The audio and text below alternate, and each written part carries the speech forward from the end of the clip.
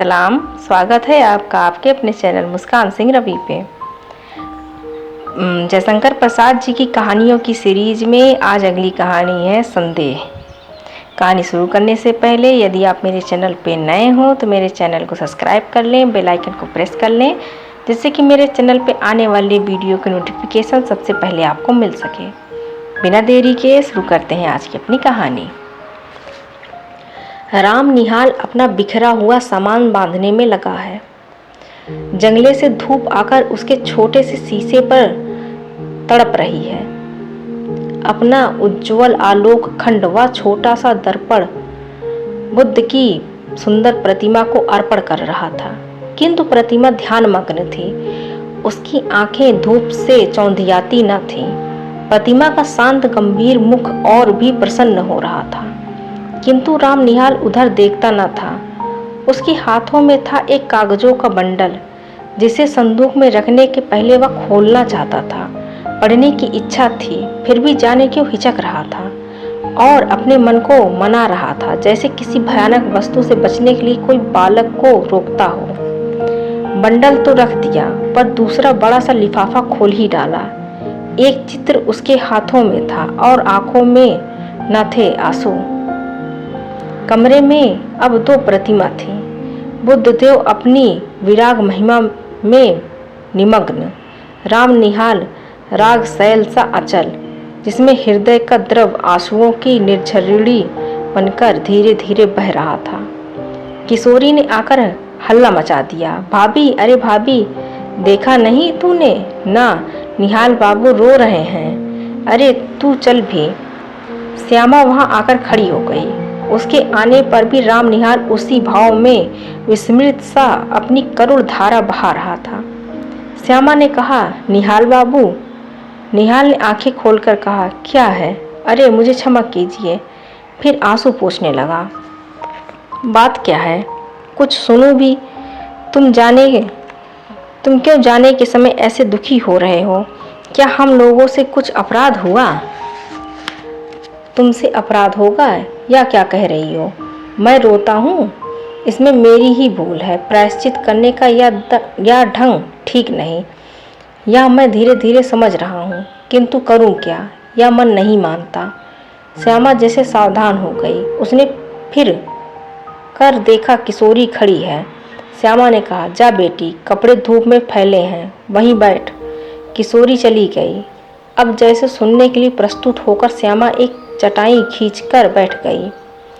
उसके सामने छोटी सी बुद्ध प्रतिमा सागवान की सुंदर मेज पर धूप के प्रतिबिंब में हंस रही थी। राम निहाल कहने लगा, श्यामा, तुम्हारा कठोर व्रत, वैधव्य का आदर्श देखकर मेरे हृदय में विश्वास हुआ कि मनुष्य अपनी वासनाओं का दमन कर सकता है, किंतु तुम्हारा अवलंब बड़ा दृढ़ है। तुम्हारे सामने बालकों का झुंड हंसता खेलता लड़ता झगड़ता है, और तुमने जैसे बहुत सी देव प्रतिमाएं श्रृंगार से सजाकर हृदय की कठोर कोठरी में मंदिर बना दिया, किंतु मुझको वह कहाँ मिलता। भारत के भिन्न भिन्न प्रदेशों में छोटा मोटा व्यवसाय, नौकरी और पेट पालने की सुविधाओं को खोजता हुआ जब मेरा तुम्हारे घर में आया तो मुझे विश्वास हुआ कि मैंने घर पाया। मैं जब से संसार को जानने लगा तभी से मैं ग्रहहीन था।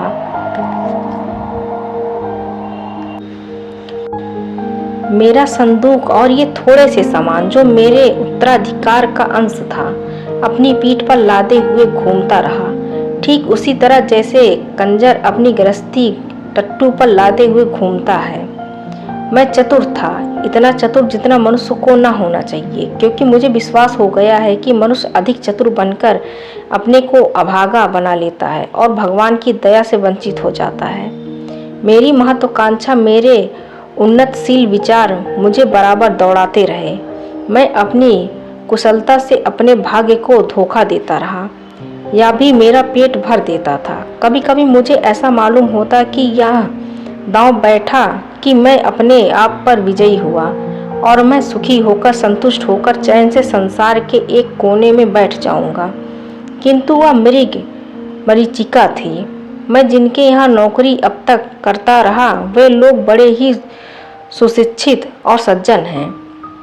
मुझे मानते भी बहुत हैं। तुम्हारे यहाँ घर का सा सुख है, किंतु यह सब मुझे छोड़ना पड़ेगा ही। इतनी बात कहकर राम निहाल चुप हो गया। तो तुम काम की एक बात न कहोगे, व्यर्थ की इतनी। श्यामा और कुछ कहना चाहती थी कि उसे रोककर राम निहाल कहने लगा, तुमको मैं अपना शुभचिंतक, मित्र और रक्षक समझता हूँ। फिर तुमसे न कहूँगा तो यह भार कब तक ढोता रहूँगा। लो सुनो, यह चैत है ना? हाँ ठीक, कार्तिक की पूर्णिमा थी। मैं काम काज से छुट्टी पाकर संध्या की शोभा देखने के लिए दशाश्वमेध घाट पर जाने के लिए तैयार था कि ब्रजकिशोर बाबू ने कहा, तुम तो गंगा किनारे टहलने ही जाते हो। आज मेरे एक संबंधी आ गए हैं, उन्हें भी एक बजरे पर बैठकर घुमाते आओ। मुझे आज छुट्टी नहीं। मैंने स्वीकार कर लिया। ऑफिस में बैठा रहा। थोड़ी देर में भीतर से एक पुरुष के साथ एक सुंदर स्त्री निकली और मैं समझ गया कि मुझे इन्हीं लोगों के साथ जाना होगा। ब्रजकिशोर बाबू ने कहा, मान मंदिर घाट पर बजरा ठीक है। निहाल आपके साथ जा रहे हैं, कोई असुविधा न होगी। इस समय मुझे क्षमा कीजिए, आवश्यक काम है। पुरुष के मुख पर की रेखाएं कुछ तन गई। स्त्री ने कहा, अच्छा है, आप अपना काम कीजिए, हम लोग तब तक घूम आते हैं। हम लोग मान मंदिर पहुंचे। बजरे पर चांदनी बिछी थी। पुरुष मोहन बाबू जाकर ऊपर बैठ गए। पैड़ी लंबी थी। मनोरमा को चढ़ने में जैसे डर लग रहा था। मैं बजरे के कोने पर खड़ा था। हाथ बढ़ाकर मैंने कहा, आप चली आइए, कोई डर नहीं। उसने हाथ पकड़ लिया। ऊपर आते ही मेरे कान में धीरे से उसने कहा, मेरे पति पागल बनाए जा रहे हैं, कुछ है भी, तनिक सावधान रहिएगा, नाव की बात है। मैंने कह दिया, कोई चिंता नहीं, किंतु ऊपर जाकर बैठ जाने पर भी मेरे कानों के समीप उस सुंदर मुख का सुरभित निश्वास अपनी अनुभूति दे रहा था। मैंने मन को शांत किया। चांदनी निकल आई थी। घाट पर आकाश दीप जल रहे थे और गंगा की धारा में भी छोटे छोटे दीपक बहते हुए दिखाई देते थे। मोहन बाबू की बड़ी बड़ी गोल आंखें और भी फैल गईं। उन्होंने कहा, मनोरमा देखो, इस दीपदान का क्या अर्थ है, तुम समझती हो? गंगा जी की पूजा और क्या, मनोरमा ने कहा। यही तो मेरा और तुम्हारा मतभेद है। जीवन के लघु दीप को अनंत की धारा में बहा देने का यह संकेत है। आह, कितनी सुंदर कल्पना, कहकर मोहन बाबू जैसे उच्छ्वसित हो उठे। उनकी शारीरिक चेतना मानसिक अनुभूति से मिलकर उत्तेजित हो उठी। मनोरमा ने मेरे कानों में धीरे से कहा, देखा ना आपने? मैं चकित हो रहा था। बजरा पंचगंगा घाट के समीप पहुंच गया था। तब हंसते हुए मनोरमा ने अपने पति से कहा, और यह बांसों में जो टंगे हुए दीपक हैं, उन्हें आप क्या कहेंगे? तुरंत ही मोहन बाबू ने कहा, आकाश भी असीम है ना, जीवन दीप को उसी ओर जाने के लिए यह भी संकेत है। फिर हाँफते हुए उन्होंने कहा, आरंभ किया, तुम लोगों ने मुझे पागल समझ लिया है, यह मैं जानता हूँ। ओह, संसार की विश्वासघात की ठोकरों ने मेरे हृदय को विक्षिप्त बना दिया है, मुझे उससे विमुख कर दिया है। किसी ने मेरे मानसिक विप्लवों में मुझे सहायता नहीं दी। मैं ही सबके लिए मरा करूं, या अब मैं नहीं कर सकता। मुझे अकपट प्यार की आवश्यकता है, जीवन में वह कभी नहीं मिला। तुमने भी मनोरमा, तुमने भी मुझे। मनोरमा घबरा उठी थी। उसने कहा, चुप रहिए, आपकी तबीयत बिगड़ रही है, शांत हो जाइए। क्यों शांत हो जाऊं? राम निहाल को देखकर चुप रहूं? वह जान जाए जिसमें मुझे कोई भय नहीं। तुम लोग छिपाकर सत्य को छलना क्यों बनाते हो? मोहन बाबू के श्वासों की गति तीव्र हो उठी। मनोरमा ने हताश भाव से मेरी ओर देखा। वह चांदनी रात में विशुद्ध प्रतिमा सी निश्चेत हो रही थी। मैंने सावधान होकर कहा, माँ जी, अब घूम चलो। कार्तिक की रात चांदनी से शीतल हो चली थी। नाव मान मंदिर की ओर घूम चली। मैं मोहन बाबू के मनोविकार के संबंध में सोच रहा था। कुछ देर चुप रहने के बाद मोहन बाबू फिर अपने आप कहने लगे, ब्रज किशोर को मैं पहचानता हूँ। मनोरमा, उसने तुम्हारे साथ मिलकर जो षड्यंत्र रचा है, मुझे पागल बना देने का जो उपाय हो रहा है, उसे मैं समझ रहा हूँ। तो ओह, आप चुप ना रहेंगे। मैं कहती हूँ ना, या व्यर्थ का संदेह आप मन से निकाल दीजिए, या मेरे लिए संख्या मांग दीजिए। छुट्टी हो। स्वस्थ होकर बड़ी कोमलता से मोहन बाबू कहने लगे, तुम्हारा अपमान होता है। सबके सामने मुझे यह बातें ना कहनी चाहिए। यह मेरा अपराध है। मुझे क्षमा करो मनोरमा। सचमुच मनोरमा के कोमल चरण मोहन बाबू के हाथों में थे। वह पैर छुड़ाती हुई पीछे खिसकी। मेरे शरीर से उसका स्पर्श हो गया। वह क्षुब्ध और संकोच में उबचुब रमणी जैसे किसी का आश्रय पाने के लिए व्याकुल हो गई थी। मनोरमा ने दीनता से मेरी ओर देखते हुए कहा, आप देखते हैं? सचमुच मैं देख रहा था। गंगा की ओर धारा का बजरा फिसल रहा था। नक्षत्र बिखर रहे थे और एक सुंदरी युवती मेरा आश्रय खोज रही थी। अपनी सब लज्जा और अपमान लेकर वह दुर्वा संदेह भार से पीड़ित स्त्री जब कहती थी कि आप देखते हैं ना, तब वह मानो मुझसे प्रार्थना करती थी कि कुछ मत देखो। मेरा व्यंग उपहास देखने की वस्तु नहीं। मैं चुप था। घाट पर बजरा लगा। फिर वह युवती मेरा हाथ पकड़कर पैड़ी पर से संभालती हुई उतरी और मैंने एक बार न जाने क्यों दृष्टता से मन में सोचा कि मैं धन्य हूँ। मोहन बाबू ऊपर चढ़ने लगे। मैं मनोरमा के पीछे पीछे था। अपने इस भारी बोझ डालकर धीरे धीरे सीढ़ियों पर चल रहा था। उसने धीरे से मुझसे कहा, राम निहाल जी, मेरी विपत्ति में आप सहायता न कीजिएगा। मैं अवाक था। श्यामा ने एक बार गहरी दृष्टि से राम निहाल को देखा। वह चुप हो गया।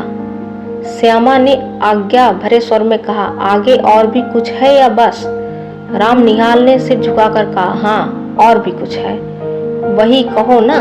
कहता हूँ। मुझे धीरे धीरे मालूम हुआ कि ब्रज किशोर बाबू यह चाहते हैं कि मोहनलाल अदालत से पागल मान लिए जाएं और ब्रज किशोर उनकी संपत्ति के प्रबंधक बना दिए जाएं, क्योंकि वे ही मोहनलाल के निकट संबंधी थे।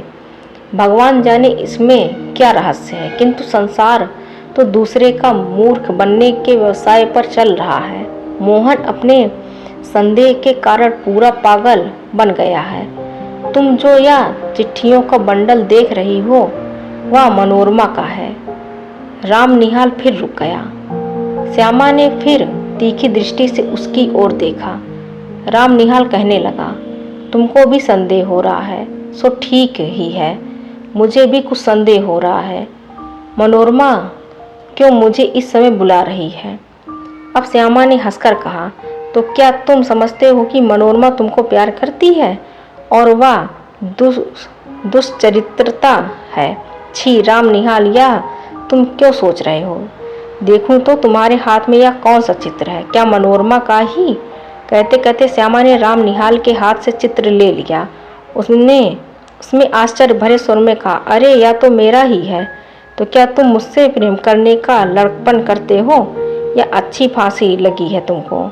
मनोरमा तुमको प्यार करती है और तुम मुझको। मन के विनोद के लिए तुमने अच्छा साधन जुटाया है, तभी कायरों की तरह यहाँ से बोरियां बांधना लेकर भागने की तैयारी कर ली है। राम निहाल हतबुद्धि अपराधी से श्यामा को देखने लगा, जैसे उसे कहीं भागने की राह न हो। श्यामा दृढ़ स्वर में कहने लगी, निहाल बाबू, प्यार करना बड़ा कठिन है। तुम इस खेल को नहीं जानते, इसके चक्कर में पड़ना भी मत। हाँ, एक दुखिया स्त्री तुमको अपनी सहायता के लिए बुला रही है। जाओ, उसकी सहायता करके लौट आओ। तुम्हारा सामान यहीं रहेगा। तुमको अभी यहीं रहना होगा, समझे? अभी तुमको मेरी संरक्षता की आवश्यकता है। उठो, नहा धो लो। जो ट्रेन मिले उससे पटने जाकर ब्रज किशोर की चालाकियों से मनोरमा की रक्षा करो और फिर मेरे यहाँ चले आना। यह सब तुम्हारा भ्रम था, संदेह था। राम निहाल धीरे से उठकर नहाने चला गया। आज की कहानी बस इतनी सी। मिलते हैं अगली किसी कहानी के साथ। Thank you for watching.